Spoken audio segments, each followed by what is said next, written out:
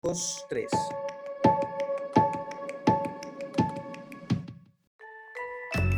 Voces frente al COVID es una iniciativa de la Asociación Nacional de Empleados del Banco de la República de Colombia, ANEBRE, y Fundación Casa del Bosque. Desde Voces frente al COVID generamos escenarios de reflexión con la participación de diferentes personajes destacados de la historia nacional colombiana. El día de hoy, con la participación de parte de la Junta Directiva de la Asociación Nacional de Empleados del Banco de la República, tenemos el agrado de la participación del doctor Salomón Kalmanovich, filósofo, economista, excodirector del Banco de la República, profesor universitario. Doctor Salomón Kalmanovich, un saludo para usted y gracias por acompañarnos hoy.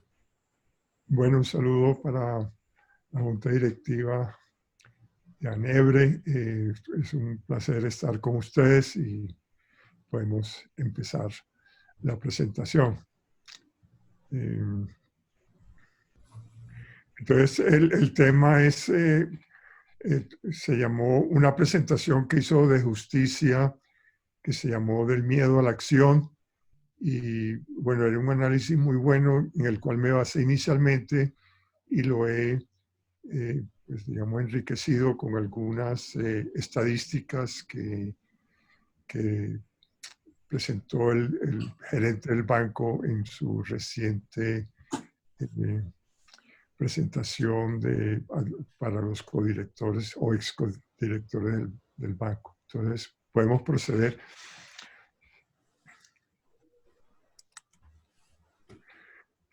Entonces, esta es posiblemente la crisis más aguda que habremos vivido en la historia del país. O sea, la del 99 fue una contracción del 4% del PIB. Fue la más grave de la historia del país, incluso más grave que la gran depresión de 1929 al 32 en Colombia. Y esta pinta que va a ser una contracción mucho más fuerte. Entonces, ahí la economía está siendo afectada por varios canales. Hay un choque a la oferta global por el confinamiento, entonces muchos de los sectores están sin operar, otros están a media marcha y otros, en fin, sí están mucho, pues han estado funcionando en lo que producción de bienes esenciales. Entonces, digamos, ese es como los choques de oferta que afecta sobre todo a sectores no esenciales que no pueden trasladar el trabajo a casa, requieren vender directamente al público o prestarle servicios. Eso a su vez produce un choque a la demanda agregada, o sea, la suma de los salarios, ganancias que se gastan en bienes de consumo y en bienes de producción en el caso de las empresas. Pero aquí tenemos pues, la mayor parte de la población yace en la informalidad y pues los negocios de la calle no se pueden reproducir y hay una gran incertidumbre sobre el futuro que hace que se contenga el gasto de los hogares. Incluso no se puede gastar porque no, pues los negocios están cerrados, los centros comerciales también. Entonces, esto está afectando a todos los sectores y se aplazan todas las compras de bienes no esenciales como los duraderos, los electrodomésticos, entre otros. Hay además un choque financiero porque hay pérdidas entre los inversionistas que, digamos, las acciones, los valores, incluso los bonos, porque las tasas de interés se elevan, entonces los bonos pierden valor. Eso está detrás del acervo que respalda los fondos de pensiones, por ejemplo. Entonces, digamos, ya están los fondos de pensiones privados están reflejando pérdidas sustanciales en sus portafolios que respaldan a los las, las, pues los ahorros individuales que tiene cada uno de los afiliados. Entonces hay una reticencia además a tomar prestado porque no están produciendo. Entonces todas estas políticas del gobierno de que ofrece préstamos con una garantía del 90%, la gente no los quiere tomar hasta que no pueda estar produciendo, y no solo produciendo sino también vendiendo, que ya se ha visto pues que se está reabriendo la producción, pero si no se reabren las ventas, eso no va a llevar a ninguna parte. Entonces, y además, pues los bancos no quieren prestar por buenas razones, porque hay un riesgo de no pago de esos créditos.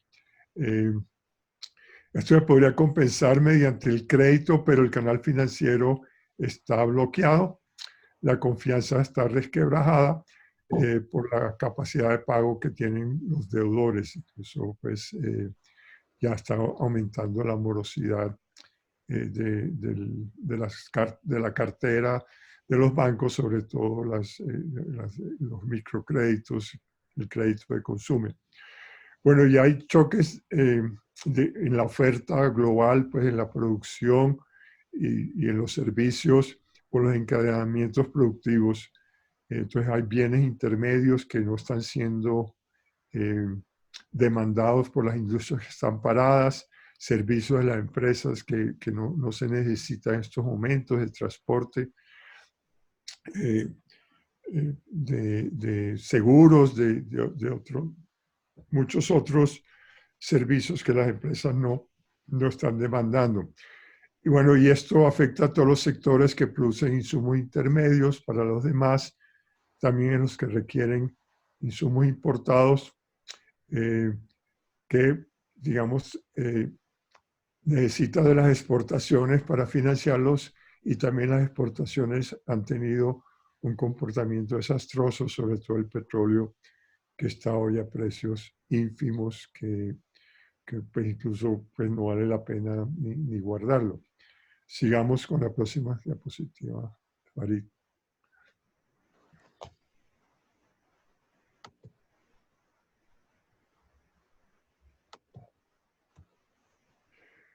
Entonces, hay sectores más vulnerables que otros. Los menos vulnerables son los que el gobierno dejó abiertos: la agricultura, la ganadería, producción de alimentos, bebidas, combustibles, químicos, fármacos.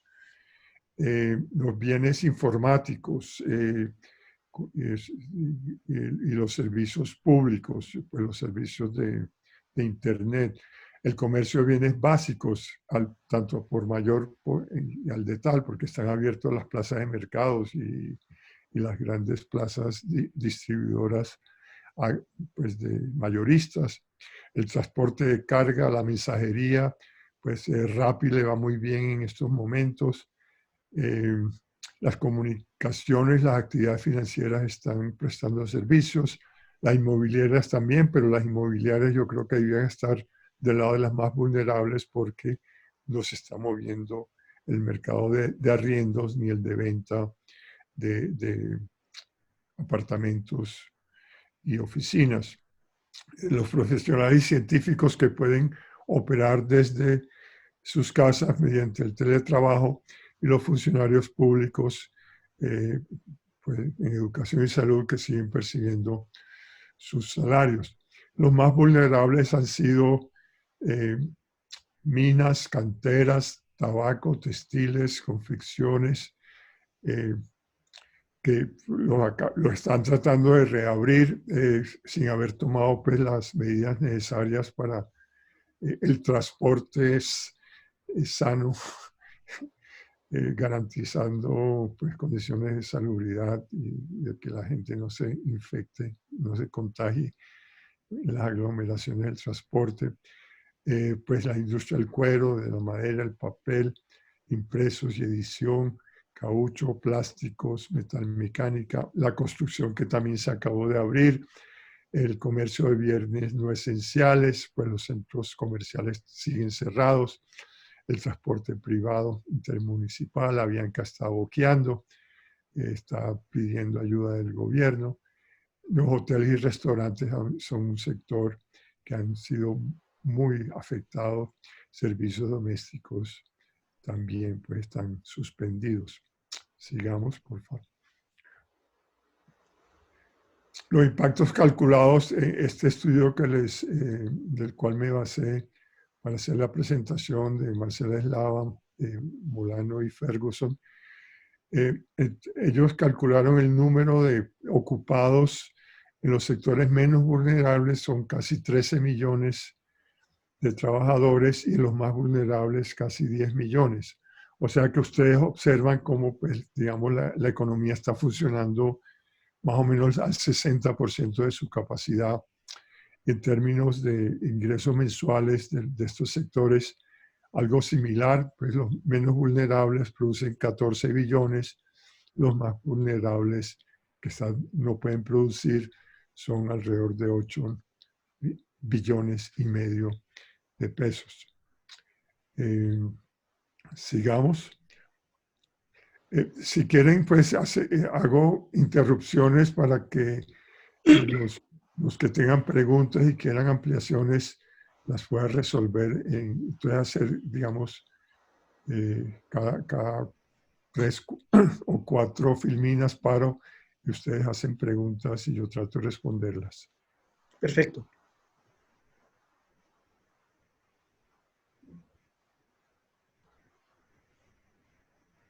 ¿Aló? Sí, perfecto. Sí, doctor Salomón.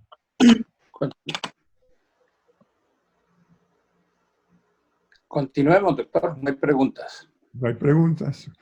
Bueno, esta es una curva o 2 curvas que muestran cómo la cuarentena que tuvo lugar pudo haber cambiado la curva de contagios de la curva roja, que es muy alta, el número de casos se eleva, y con la cuarentena la curva de contagios se aplana. Entonces esto pues le da tiempo a que el sistema de salud aumente su capacidad y pueda entrar a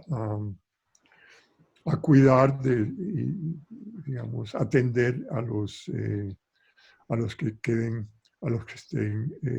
contagiados en el coronavirus. Entonces, digamos, eso les muestra la diferencia que hizo la cuarentena y el haber, digamos,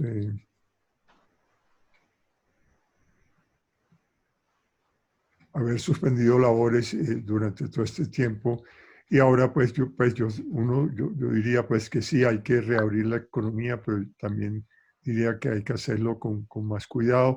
Yo creo que el gobierno ha sido un poco pues, alegre en sus cuentas, le entregó toda la responsabilidad a los alcaldes, dictaminó lo que había que hacer, pero sin pensar, pues, en toda la logística para que en todos los lugares de trabajo hubieran los elementos de protección a los trabajadores, los lavamanos, las botas, las guantes, las gafas, todos los elementos de seguridad, la distancia entre los trabajadores en las obras, la desinfección, etc. Entonces eso se lo dejó a los alcaldes y él alegremente dijo, que se abra la economía y abra cadabra. Digamos.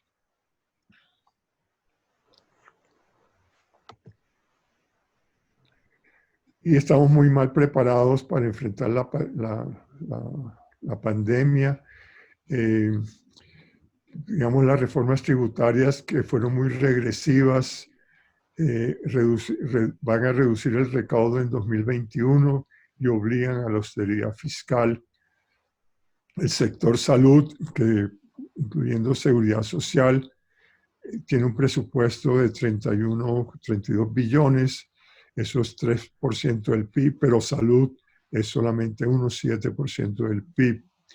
Entonces, los recursos son escasos, pues el sistema de salud colombiano está basado pues en las EPS privadas. Muchas de ellas están reventadas por malos manejos y corrupción.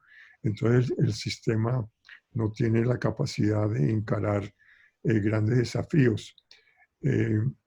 Bueno, el 1,3% del PIB restante es para familias en acción, adultos mayores y jóvenes en acción, y eso fue fortalecido creo que con otro 1,5 adicional que el gobierno sacó de los fondos territoriales de ahorro pensional.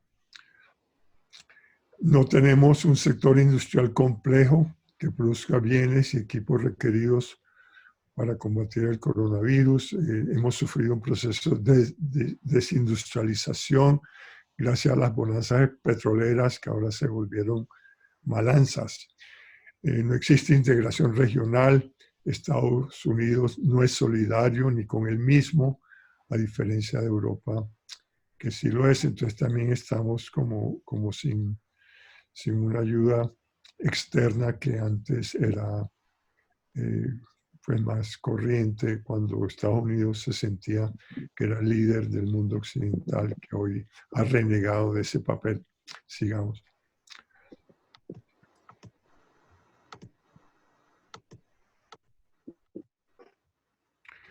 Entonces enfrentamos unos choques externos muy grandes, una caída vertical en el precio del petróleo, una caída muy grande de las exportaciones. Vamos a pasar como de 50.000 millones de dólares de exportaciones a 25.000, 30.000 millones en el mejor de los casos.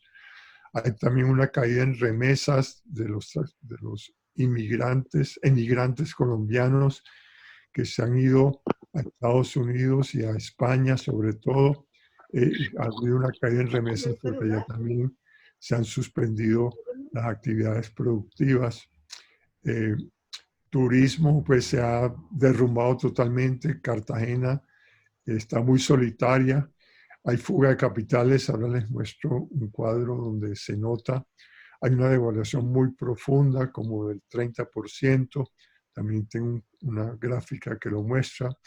Y hay un aumento de los costos de la deuda del país por la simple devaluación del peso. Si usted tiene una deuda que está pagando con $1 a 3.300 pesos y le toca seguirla pagando a 4.100, eso le pesa mucho a las finanzas, tanto de las empresas privadas endeudadas en dólares como del gobierno, que también tiene una deuda importante en dólares.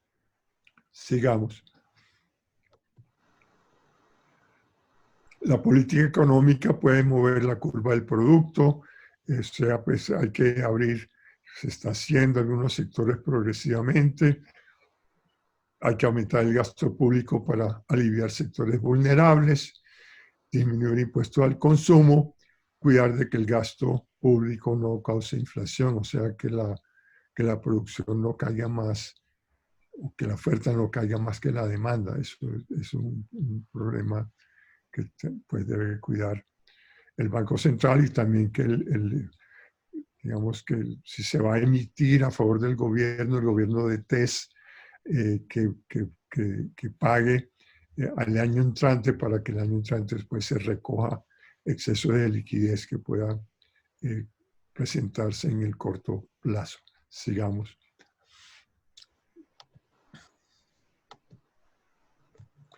¿Qué se ha hecho hasta ahora? Pues en relación a las personas y hogares, se aumentaron los gastos en salud con estos traslados, transferencia en efectivo y especie a los hogares, alivios a deudores, y algunos municipios redujeron costo y la cobranza de los servicios públicos. En las empresas, créditos con garantías del gobierno, como les comenté, el crédito en una situación donde no pueden producir, o si producen no pueden vender, no tiene sentido. Los subsidios a las nóminas, que era lo más importante que debía hacer el gobierno, no lo hizo, no tenía fondos para hacerlo, no los sacó de donde podía sacarlos.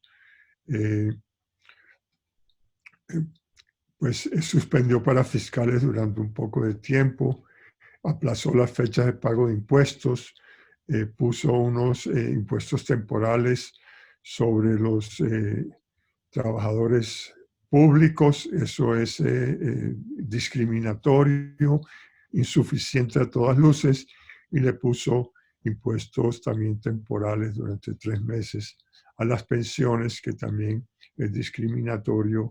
Y bueno, pues yo estaría de acuerdo que las pensiones altas paguen impuestos. Pues yo soy un pensionado con pensión alta, estoy dispuesto a contribuir según, pues digamos, es una pensión bastante sustanciosa. Entonces, digamos, sería justo que yo pagara impuestos y que todas las pensiones altas, pues mayores de 8 o 10 millones de pesos, pagaran impuesto de renta. O sea, como cualquier otro ciudadano, pues los viejitos no somos,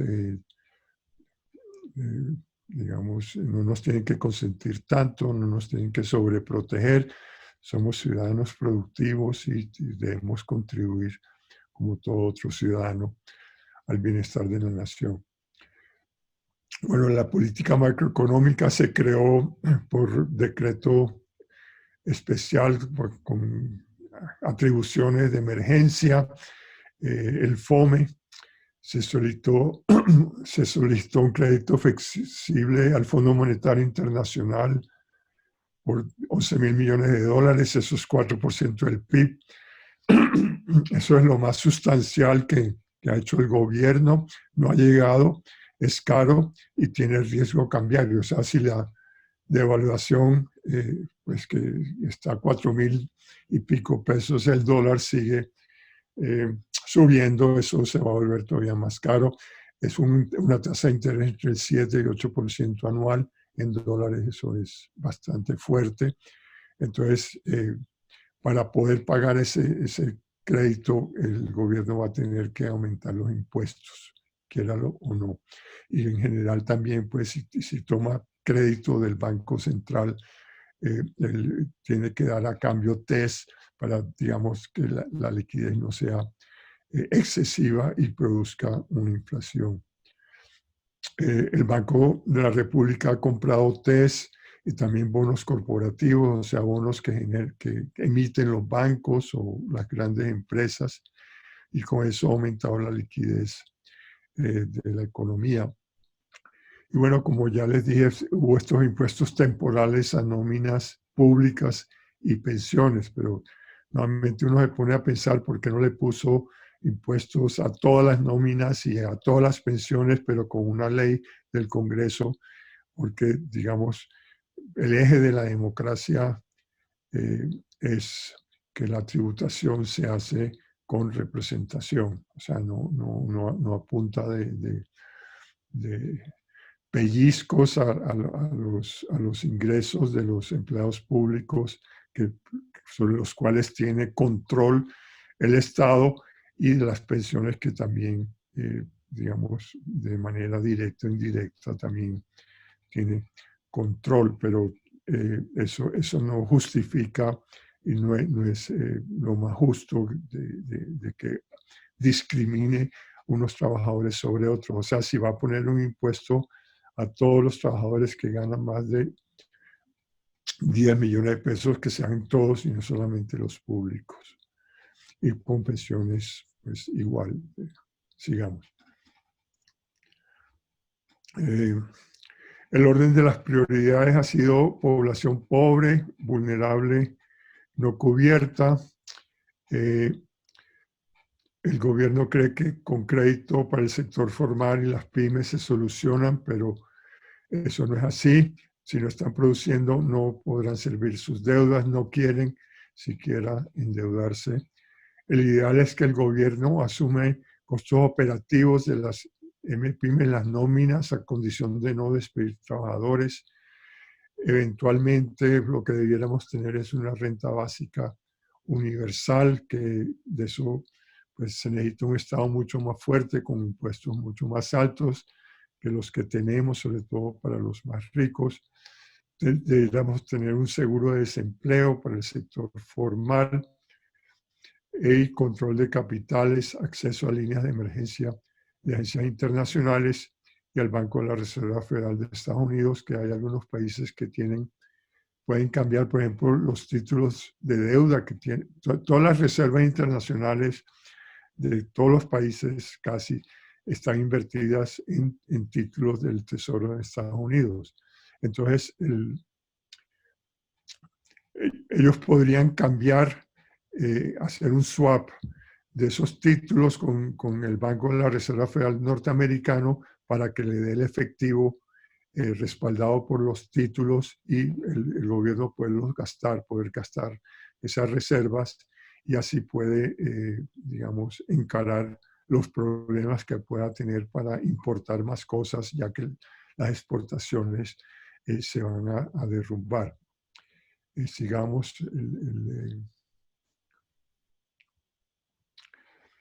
en la política fiscal podría haber una reasignación del presupuesto nacional a menos seguridad, más a salud.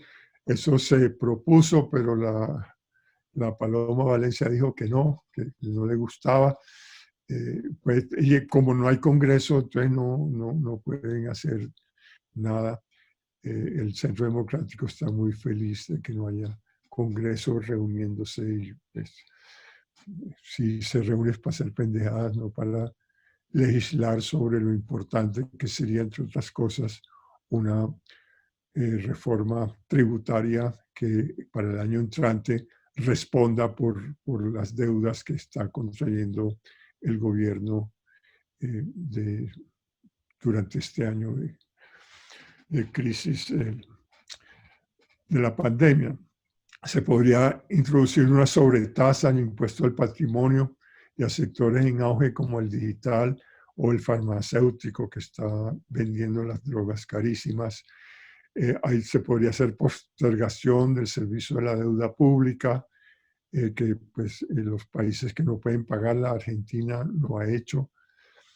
Préstamos forzosos a las personas ricas, se le da títulos del tesoro, aunque pues es hasta buen negocio para ellos. Eliminación de beneficios tributarios indiscriminados como los que están contenidos en la ley de supuestamente crecimiento económico reaprobada el año pasado. Hacer progresivo el impuesto a la renta, introducir un impuesto a la riqueza también progresivo, permanente, porque en Colombia los impuestos progresivos son temporales, pero los regresivos sí son permanentes. Bueno, y la última filmina es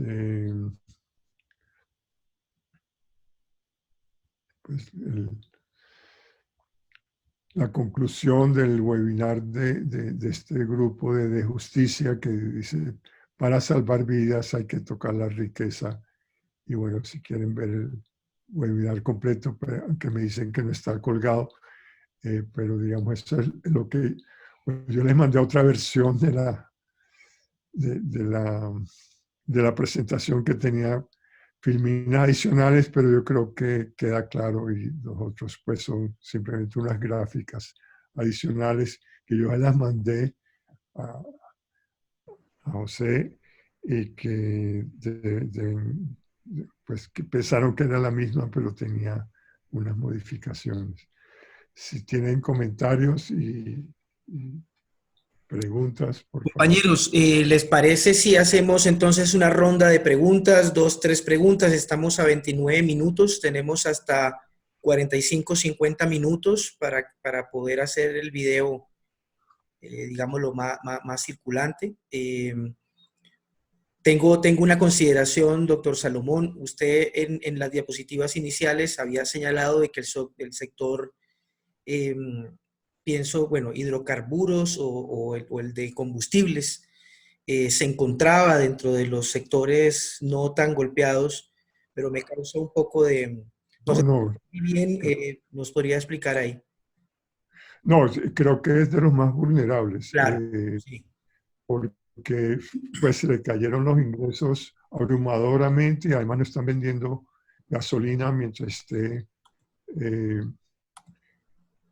operando las restricciones tanto de transporte aéreo como de transporte particular, intermunicipal, dentro del, pues, hasta ahora, digamos, el transporte dentro de las ciudades ha estado muy limitado, entonces, digamos, el consumo de combustible, incluso terminado la gasolina, también se ha debido derrumbar.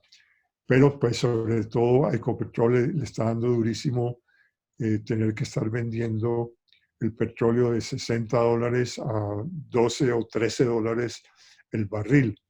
Entonces, está tocado. Ecopetrol contrajo un préstamo de $2.000 millones en estos días, o sea que tiene problemas de caja. Entonces, sí es un sector muy, muy golpeado. Sí, combustibles y químicos, acá deberá eliminarse combustible. Sí. Químicos sí, porque digamos, son insumos para la industria farmacéutica y bueno, esa está funcionando a todo vapor. Preguntas, compañeros. Hay un escenario de propuestas que se ha hecho desde la Asociación Nacional del Banco de la República respecto a una solicitud de que la Junta Directiva del Banco de la República genere una acción de préstamo al gobierno para evitar así los préstamos a fondos internacionales. Pero Roberto tiene una pregunta y después podríamos redondear esta otra consideración. Roberto, por favor. Sí, una pregunta para el doctor Kalmanovich. ¿Qué riesgos tienen en este momento los pequeños ahorradores, que son los que siempre sufren las consecuencias de una crisis económica, con sus recursos que tienen depositados en cuentas de ahorro o cuentas corrientes, ante una posible restricción de los bancos, que son los que toman una posición dominante, y como ocurrió, por ejemplo, en el caso de Argentina, que hicieron el corralito y no permitieron que los recursos de los ahorradores fuesen utilizados en tiempo real, sino que fueron sometidos a unas penurias en el tiempo? Bueno, yo creo que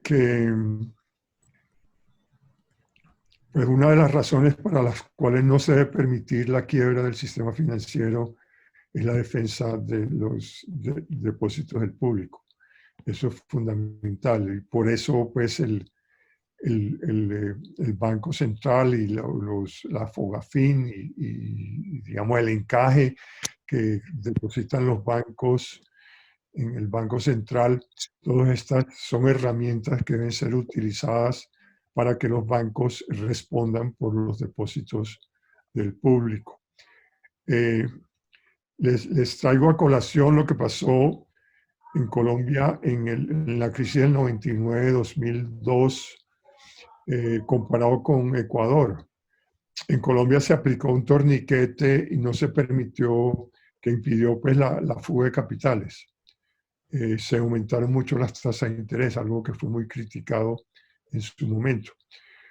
Pero eso contuvo la fuga de capitales y también la devaluación estuvo contenida porque había un sistema de bandas cambiarias que logró mal que bien contener la devaluación.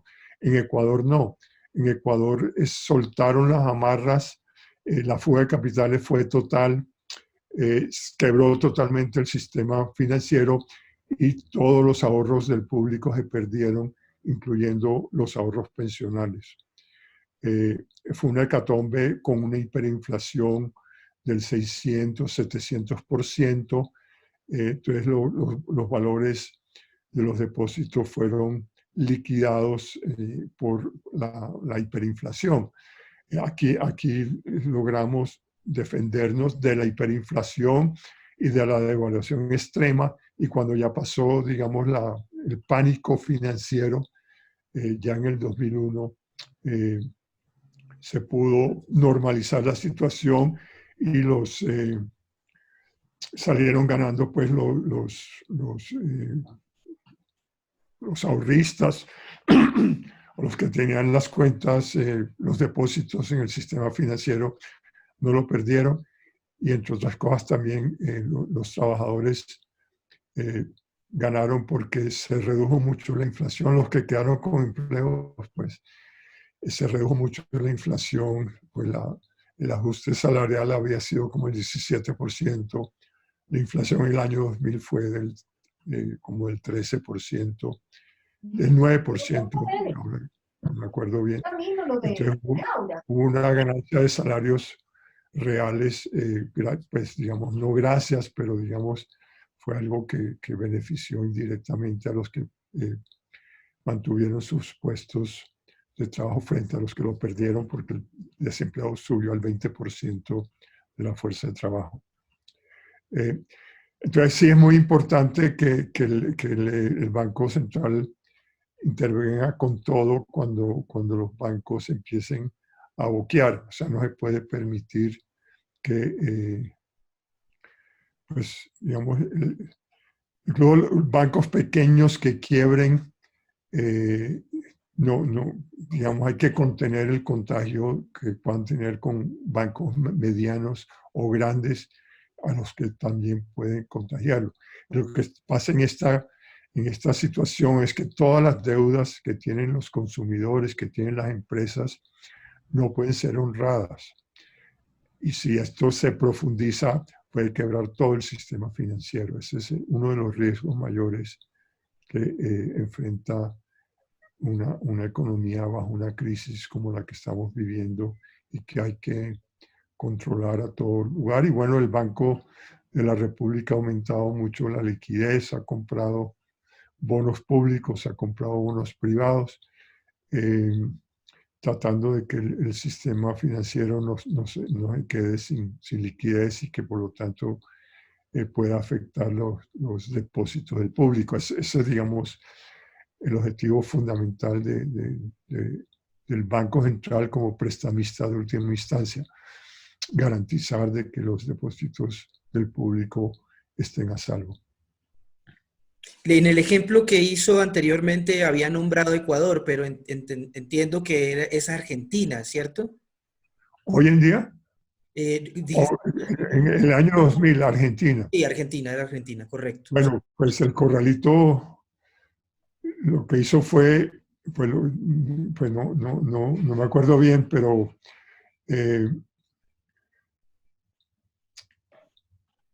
devaluó pues había paridad entre el peso argentino y el dólar 1 por 1. Sí. De pronto lo devaluó 300%, 3 por 1, pero no permitió que la gente sacara sus dólares. O sea, perdieron todos los que tenían, y ellos trataron de tener como una economía tanto con dólar como con el peso argentino, eran equivalentes. Entonces tenía bimoneda, dos monedas al tiempo, pero digamos con el Corralito cerraron el acceso a los dólares y la gente que tenía depósitos en dólares se la expropiaron. Entonces, digamos, en eso consistió el Corralito. Esa plata la utilizaron para pagar la deuda que tenían y que era muy, muy cuantiosa. Y bueno, Argentina ha tenido problemas de desequilibrios macroeconómicos muy sistemáticos. Jaime Martínez, yo le había comentado al doctor Salomón la propuesta que se ha gestado desde ANEBRE. No sé, sería oportuno que nos ayudaras como a redondear y a generar como una parte del diálogo sobre esto. Jaime, ¿nos escuchas?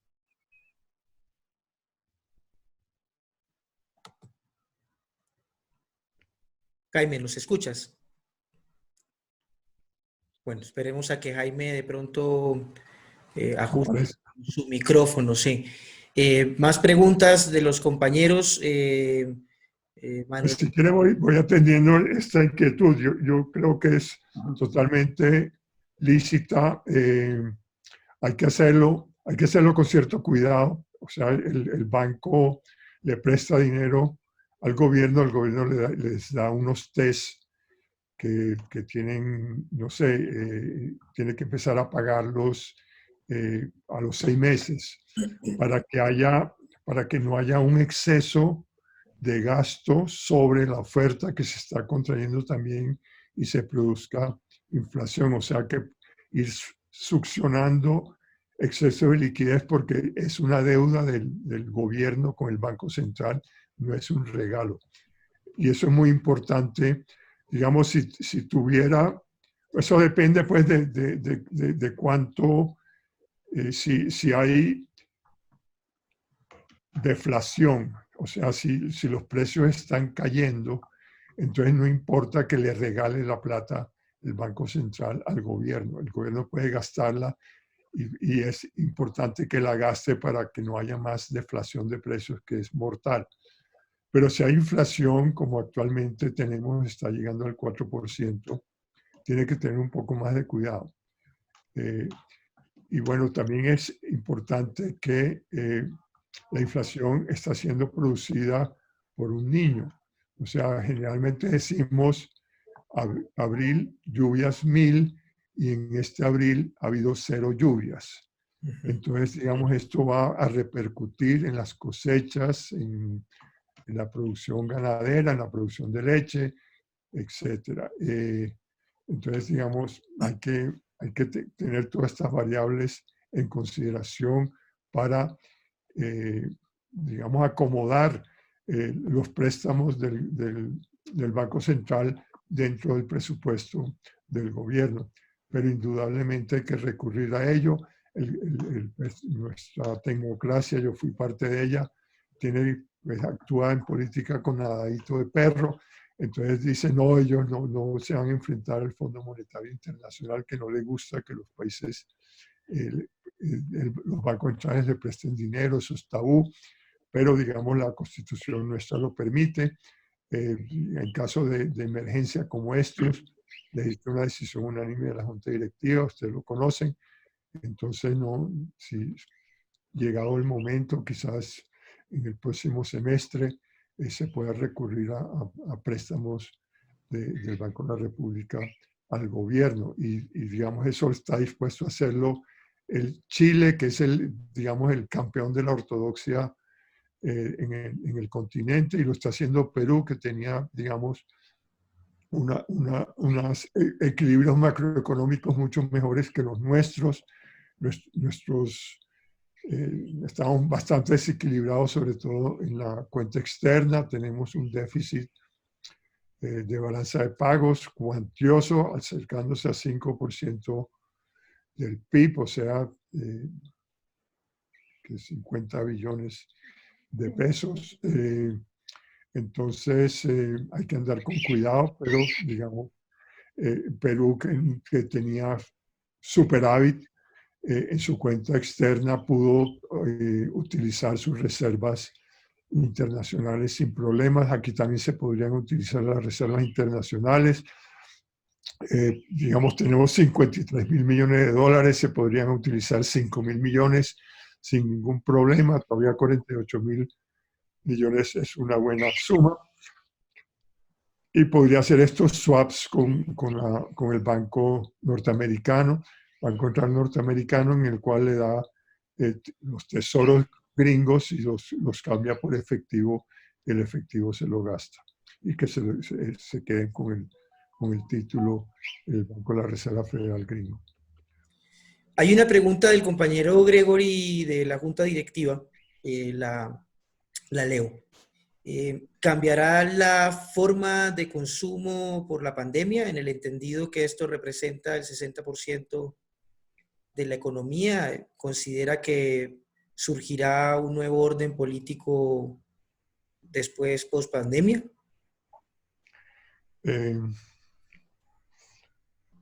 Pues yo no veo que haya como las fuerzas políticas que se estén moviendo. Posiblemente, pues sí le veo, digamos, un atisbo de posibilidad a que, digamos, el Partido Alianza Verde gane las elecciones presidenciales del 2022, pues como ha manifestado mucha fuerza a nivel local. los grupos alternativos. Puede que eso se consolide.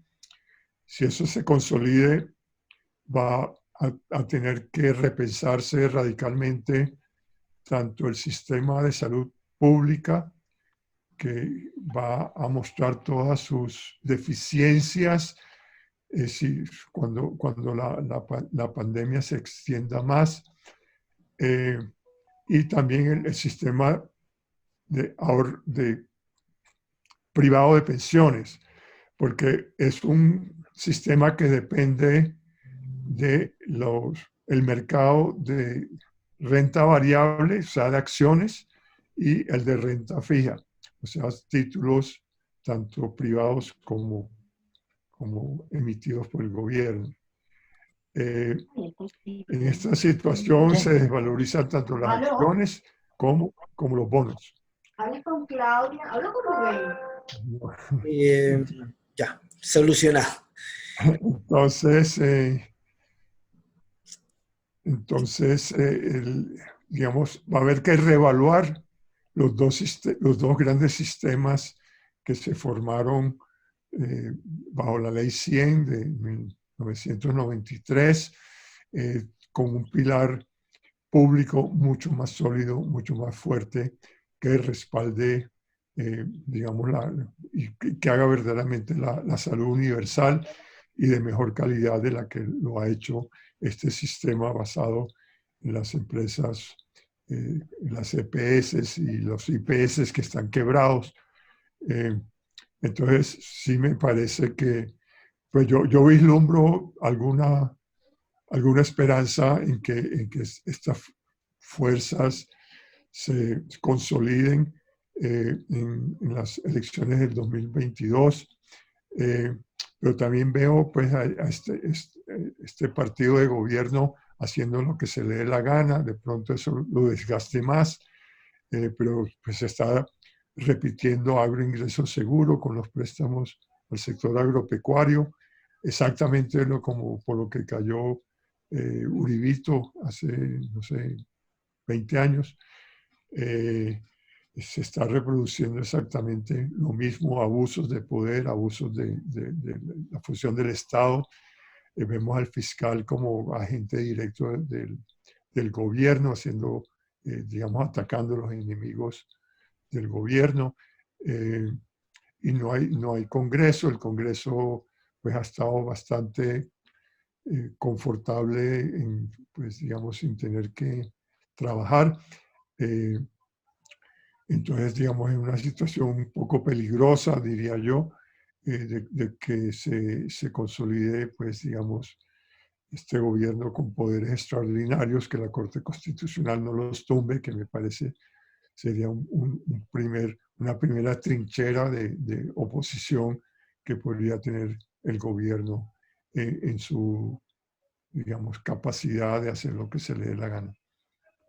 Vamos cerrando ya las preguntas. Hay una pregunta, sería esta. Podríamos dar un espacio para una pregunta más. Tenemos el tiempo justo. Esta pregunta es del compañero Manuel Urazán. Dice así. ¿Qué busca el gobierno con el traslado de los ahorros de los fondos privados a Colpensiones de los trabajadores de bajos ingresos? Pues yo no entendí muy bien cuál fue la movida que hicieron, pero consistió en que, dado que se quiebra, no se quiebra, pero digamos el rendimiento de las acciones y bonos que respalden el ahorro de un grupo importante de pensionados, 22.000, esos rendimientos no daban ni por un salario mínimo. ¿Qué hace el gobierno? Nacionaliza esos títulos que tenía el sistema, se los toma y cubre el faltante con presupuesto público que le pasa a través de Colpensiones. Entonces, exime de responsabilidad al sector privado, que por ley no puede dar menos de una pensión inferior al salario mínimo mensual. Entonces lo protege, asume el riesgo, se toma esos papeles, porque yo no sé qué les dio los fondos de pensiones, qué papeles les dio al gobierno. De pronto, pues ahí puede haber mucho problema, que le dio papeles malucos, papeles que no valían nada, que el gobierno no sabe lo que recibió, que no hizo un buen inventario. Ese es un negocio que puede ser muy turbio. Pero yo no sé exactamente cuál fue la transacción que hubo ahí. Yo simplemente dije a qué precio el gobierno le aceptó esos títulos que respaldaban las pensiones de ese ahorro programado, a qué precio si se los aceptó a precios de mercado, o sea, muy desvalorizados, el negocio es para el gobierno. Si se los aceptó a precios antes de la crisis, es un negocio súper rentable para los fondos de pensiones privados, que les compró pues, unos bonos basura o unas acciones muy desvalorizadas de Avianca, por ejemplo, a un precio que no era el que dictaminó la crisis. Entonces, y digamos, nuevamente, tú no puedes basar un sistema pensional en el ahorro invertido en la bolsa o en el mercado de renta fija. ¿Por qué? Porque, como decía Keynes, una bolsa de valores es un casino. Y en los casinos a veces, pues pues al jugador le va pésimo, ¿sí? A veces le va muy bien, a veces no. Entonces, no puedes hacer depender la mesada pensional de una persona que ya no puede trabajar, de los rendimientos que dé el sistema de la bolsa de valores, además de la renta fija. O sea, fíjate, cuando un bono aumenta la tasa de interés, como pasa a Colombia por ser un país pobre, llamado mercado emergente, se sube la tasa de interés, entonces todos los bonos se desvalorizan. Entonces, digamos, el acervo y tú no le ganas al bono lo que dice que, porque sigues percibiendo los intereses que estaban pactados. Pero el valor del bono se te desvalorizó. Y por lo tanto, el sistema pensional debe depender del presupuesto. Y el presupuesto debe depender de una tributación mucho más alta. O sea, en los países serios las pensiones no dependen de la bolsa de valores. En Estados Unidos sí, y en Estados Unidos las pensiones pueden ser pírricas. Y eso que tiene un sistema muy profundo de mercado de valores. Sí. Pero aún así, digamos, en Estados Unidos también depende fundamentalmente de la seguridad social y de los aportes que haga la gente al sistema público, mucho más que el privado, que bambolea. Y en una crisis golpea pues a los ahorristas, a los que han hecho el ahorro pensional durante toda su vida. Entonces eso debe cambiar, creo yo. Veremos si hay las fuerzas políticas que lleven a cabo ese cambio. Eso hay que verlo, pues hay que pelearlo, les digo a ustedes. Pero bueno, esperemos a ver qué pasa. Doctor Salomón, para cerrar ya la actividad, vamos a 50 minutos. Yo creo que ha sido información muy valiosa la que usted nos ha compartido y le agradecemos profundamente la compañía que nos hace el día de hoy. Para cerrar, concretamente su posición respecto a dos aspectos. ¿Cómo va el Banco de la República en medio de esta pandemia?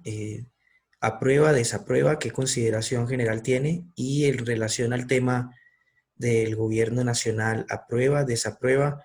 Yo creo que ya lo ha dicho claramente en varios aspectos, pero podríamos cerrarlo, esta reflexión última. Bueno, yo creo que el banco, nuevamente la tecnocracia colombiana con su nadadito de perro. Entonces bajó la tasa de interés de referencia, que es la tasa a la cual le presta el sistema financiero, del 4,25 al 3,75. Chile la bajó al 1,5. Perú la bajó al 1%. Y aquí, pues, temerosos, no. Y eso es importante porque abarata el crédito, pues, otros casi 3 puntos porcentuales el costo del dinero primario para el sistema financiero, y eso podría ayudar a irrigar más liquidez, eso podría ayudar a que la gente se endeudara más porque, digamos, la tasa de interés eventualmente se transmite al resto del sistema. Aunque aquí tenemos un sistema financiero demasiado fuerte, que tiene una intermediación muchísimo más alta que en estos dos países que les mencioné. Por ejemplo, la tasa el margen de intermediación en Colombia es 7 puntos, en Chile es como 1,75, en Perú es como 3,5, la mitad. Entonces el sistema financiero no tiene suficiente competencia y, digamos, los grandes grupos determinan, digamos, las políticas de tasa de interés y, por lo tanto, los márgenes que cobran entre cómo captan y cómo le prestan al público. Entonces creo que el banco sí me pareció que ha estado actuando adecuadamente en la compra de títulos del gobierno y títulos corporativos privados para aumentar la liquidez y que no haya problemas que pongan en riesgo los ahorros del público, los depósitos del público. Nuevamente, esa es una cosa fundamental.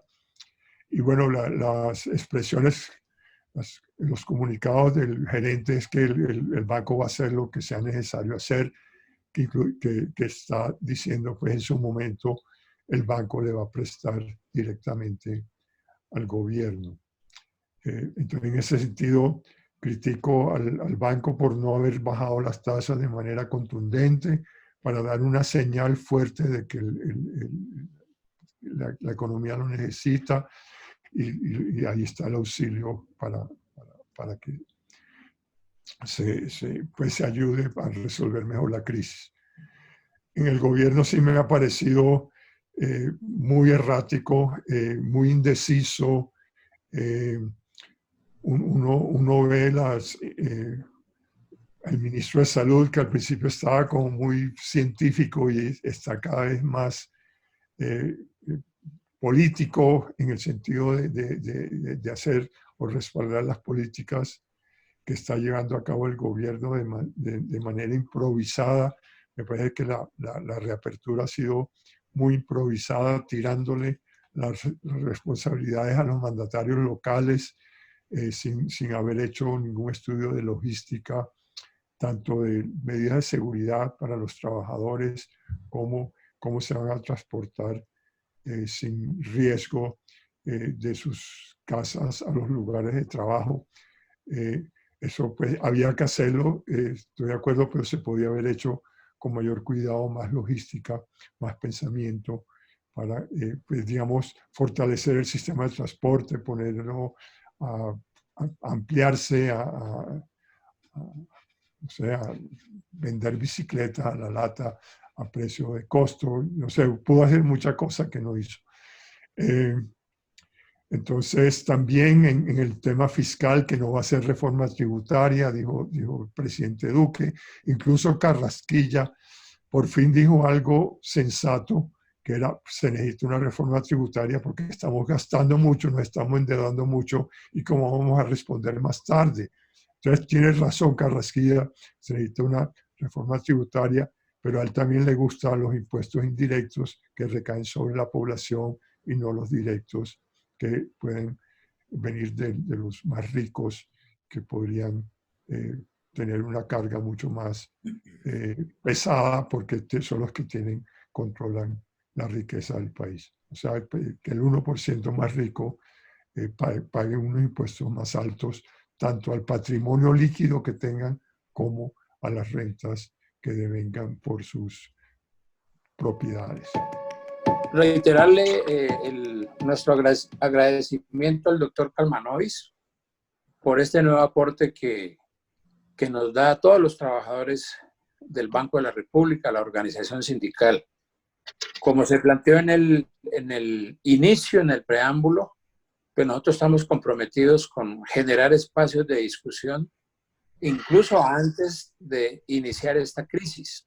Recuerde usted que nos acompañó en el mes de enero, finalizando, porque ya nosotros veníamos siendo críticos, y lo venimos haciendo desde hace mucho tiempo atrás, siendo críticos del papel y el rol que viene jugando el Banco de la República frente a toda la crisis económica y toda la situación que viene viviendo el pueblo colombiano.